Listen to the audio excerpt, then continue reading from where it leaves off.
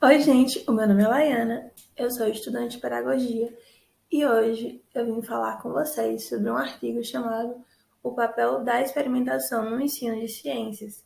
Ele foi escrito por Marcelo Jordan. O resumo do artigo, ele fala o quê?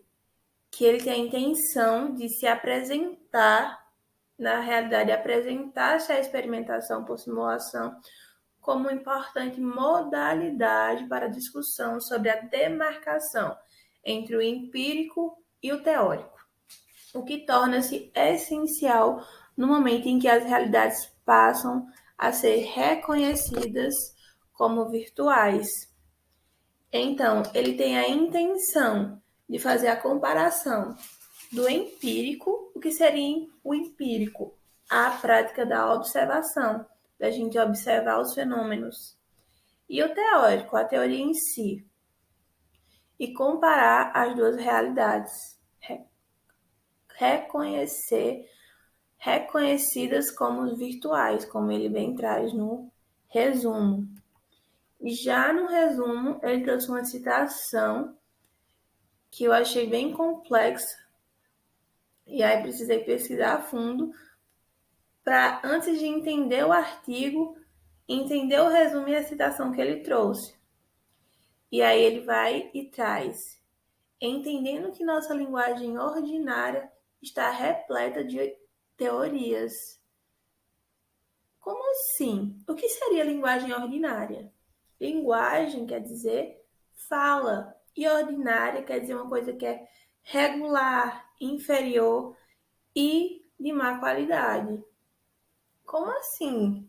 Ele está dizendo que a forma que a gente fala é ruim, não a nossa fala no sentido de idioma, mas a forma que a gente trabalha os conteúdos em sala de aula. E aí ele complementa: está repleta de teorias. Então, para ele, a forma que a gente trabalha os conteúdos, a gente que eu falo, professores em geral, está repleta de teorias e por isso que, não por ser teoria, mas por só trazer teoria, se torna uma coisa de má qualidade. Que a observação sempre é observação à luz das teorias. Aí ele vai e repete: observação sempre é observação à luz das teorias. E o que isso quer dizer?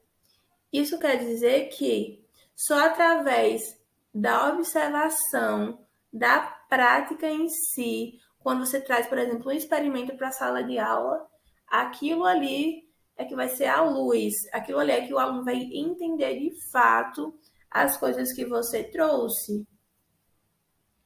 E que somente o prejuízo indutivista que leva as pessoas a pensar que poderia existir uma linguagem fenomênica.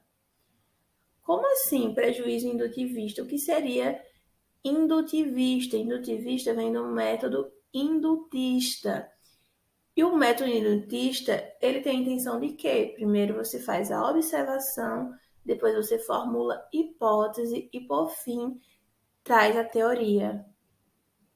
E a gente está acostumado com outro método que se chama dedutivo. E aí a gente traz a teoria, traz as hipóteses e, por fim, a observação. E por que é tão diferente assim esses dois métodos? Porque dentro do indutivo, o aluno primeiro vai experienciar, primeiro ele vai observar o fenômeno. E aí, a partir disso, ele vai criar hipótese baseada naquilo ali que ele está observando. Ele vai criar a partir dos conhecimentos prévios que ele já tem, a partir das experiências que ele vivenciou. E aí, a gente sabe que pode estar errado. Claro, a intenção não é necessariamente que esteja certo. A intenção é que o aluno crie e formule hipóteses baseadas no conhecimento que ele tem, porque o aluno vai se tornar mais crítico, mais criativo a partir disso. E aí, no final, é que o professor vai trazer a teoria em si. E aí o aluno vai novamente formular hipótese baseado na teoria. Então, ele vai comparar se o que ele pensou está certo ou não. E aí, quando aqui fala e que somente o prejuízo indutivista, na realidade está falando de prejuízo porque a gente não utiliza esse método. O prejuízo é utilizar somente do dedutivo, no qual o professor vai fazer o quê? Teoria, depois o aluno vai criar a hipótese, mas a hipótese que ele vai criar já é baseada no que ele está vendo. Como ele vai criar alguma coisa nova, se ele já viu o que é certo? Não tem como, não tem como. É muito difícil, pode até ter, né? Quando você é cientista, você vai refutar teorias, mas quando você está em processo de aprendizado, você vai ficar o quê? Retraído. Como é que eu vou criar uma coisa nova se eu já estou vendo o que está ali? Você não tem como ter novas ideias a partir daquilo. Você só vai relacionar com o que está ali e pronto. E aí ele vai e fala que leva as pessoas a pensar que poderia existir uma linguagem fenomênica. De novo, que a linguagem é fala e fenomênica é o quê? É o que se pode aprender por meio dos sentidos ou da experiência.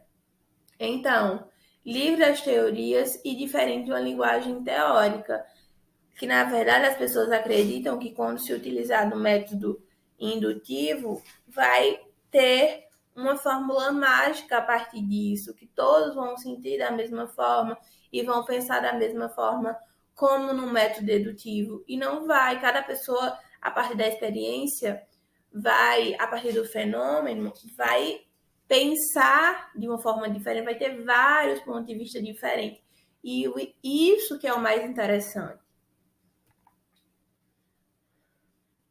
E aí ele vai e traz, e ainda num resumo, é de conhecimento dos professores de ciências o fato da experimentação despertar um forte interesse entre os alunos em diferentes níveis de escolarização. Então, os professores sabem que a experimentação é importante, que vai despertar o interesse dos alunos, independente do nível, educação infantil, fundamental, ensino médio, superior, em qualquer um desses níveis, vai ter o interesse do fenômeno da experimentação em si, porque a gente é ser humano e a gente é naturalmente curioso, a gente está apto a aprender e a experienciar, a gente tem vontade de experienciar coisas novas. Então, óbvio, se o professor trazer um experimento para a sala de aula, o aluno vai se interessar em ver, em fazer, em aprender. E vai e traz. Em seus depoimentos, os alunos também costumam atribuir à experimentação um caráter motivador lúdico, essencialmente vinculado aos sentidos. E por que isso? Porque através da experimentação, através do professor trazer um experimento para a sala de aula, isso vai gerar vários sentimentos no aluno, tanto de tato, de cheiro, do tato de pegar mesmo, de sentir. Cada um vai sentir de uma forma e vai gerir de uma forma, vai ser motivador, independente do sentimento que cada um vai ter relacionado a isso. Por outro lado, não é incomum ouvir de professores a afirmativa que a experimentação aumenta a capacidade de aprendizado. Óbvio, a gente sabe que através da prática a gente consegue aprender mais. Então, isso já é evidente que através da experimentação a gente vai conseguir ter um aprendizado mais eficaz, pois funciona como meio de envolver o aluno com temas que estão em pauta. Então, o professor pode trazer qualquer tema e colocar aquilo ali em prática que o aluno vai conseguir se engajar e vai se interessar por aquilo. E aí é quando ele entra de fato no primeiro tópico do artigo, no qual ele traz os primórdios do racionalismo, a observação natural. Então, vai trazer a perspectiva histórica relacionada a isso. E aí ele vai e traz que há mais de 2.300 anos Aristóteles defendia a experiência quando afirmava que quem possui a noção sem a experiência e conhece o universal ignorando o particular nele contido, engar-se-á muitas vezes no tratamento. E o que isso quer dizer?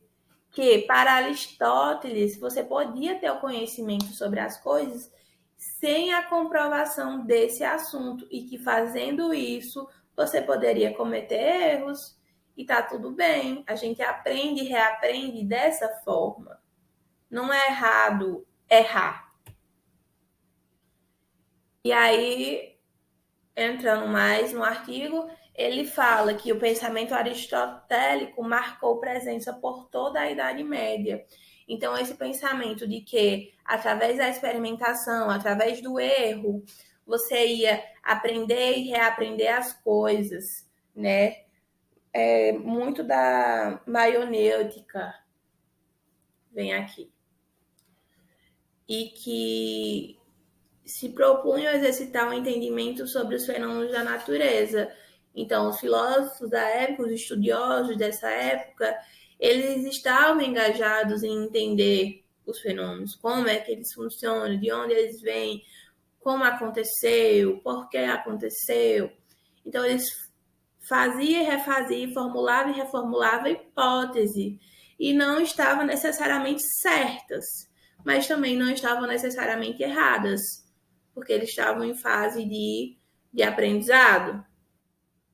Esse exercício desenvolvia-se principalmente no plano além da concretude do mundo físico, estabelecido na lógica, um poderoso instrumento de pensamento já conhecido dos gregos. Então, eles formulavam hipótese não só, por exemplo, de onde veio, sei lá, por exemplo, esse lapela aqui. De onde veio isso? Não só do mundo físico, não só do que a gente pode pegar, mas eles queriam entender, por exemplo, como acontecia a chuva, de onde vinha a chuva, como se formou o universo.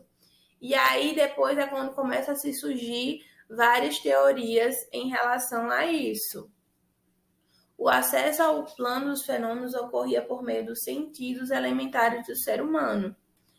Então, de acordo com o que eles sentiam, eles deduziam, digamos assim, que orientava seu pensamento através de uma relação natural com o fenômeno particular. O que seria o fenômeno particular? Seria a experiência de cada um relacionado àquela mesma coisa. Como assim? Vamos dar um exemplo de um efeito colateral de um remédio. Isso é um fenômeno particular. Um grupo, um pequeno grupo, ou às vezes uma pessoa só, teve reação relacionada àquilo ali. E aí é um fenômeno particular. Não é que vai acontecer da mesma forma com todas as pessoas. Aí é por isso que é chamado de fenômeno particular, porque tipo, cada pessoa tinha uma experiência diferente relacionada àquele mesmo fenômeno, tinha uma concepção diferente a partir daquilo. Na ausência de instrumentos inanimados de mediação, então eles não tinham necessariamente laboratórios como se tem hoje. A observação numa dimensão empírica, novamente, numa dimensão de observar, através do empírico, a observação, que era o principal mediador entre o sujeito e o fenômeno. Aliada à lógica, numa dimensão teórica, a observação natural sustentou, na sua base empírica, a metafísica no exercício da compreensão da natureza. O que seria a metafísica? Seria o estudo, na verdade, um ramo da filosofia, no qual era utilizado a lógica, o raciocínio. Não tinha como ser comprovado, porque era através de um fenômeno particular, mas o pensamento que eles tinham, a forma que eles pensavam, era de uma forma lógica. Eu vou dar um exemplo de metafísica. Por exemplo, algumas pessoas acreditam em religião e outras acreditavam no Big Bang. E é assim até hoje. Então, isso é, para quem acredita em religião, tem uma lógica. E para quem acredita no Big Bang, tem uma lógica também. Ambas estão comprovadamente certas numa dimensão teórica. Não tem certo ou errado. Cada um pensa de uma forma. E aí eu trouxe aqui, para complementar o artigo, diferente de Aristóteles, John Locke. Ele falou sobre a teoria do empirismo no final do século XVII. E o que seria o empirismo? Seria a experiência direta, que para ele, a pessoa, o ser humano, era considerada tábula rasa. Então, você não tinha nenhum conhecimento do nada. Todo conhecimento que você tivesse deveria ser adquirido através da observação. Você precisaria comprovar através da observação que estava certo aquilo ali, e aí só se estivesse certo é que você teria o conhecimento de fato. E aí eu trouxe isso para a gente comparar a principal diferença do empirismo, que você só conseguiria ter o conhecimento a partir da observação, da experimentação. Que a experimentação é um método científico no qual você tem as suas hipóteses baseadas no seu conhecimento prévio e aí você decide colocar aquilo em prática para ver se realmente funciona, mas você já tem aquele conhecimento. Não é preciso comprovar aquilo. Até porque a gente sabe que tem coisas que até hoje não tem como colocar em prática, mas a gente sabe que aconteceu.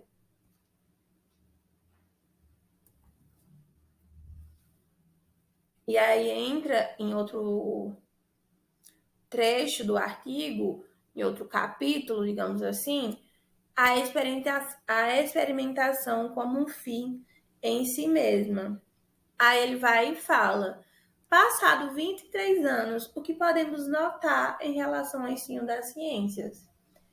E aí a gente observa através do artigo que ele faz uma crítica aos professores, que os professores ainda utilizam-se muito do método dedutivo, no qual se traz teorias para depois formar hipótese e só depois a observação, deixando de lado aquele pensamento que Aristóteles tinha de 2.300 anos atrás, que através da observação, através da prática do fenômeno, a gente consegue aprender mais.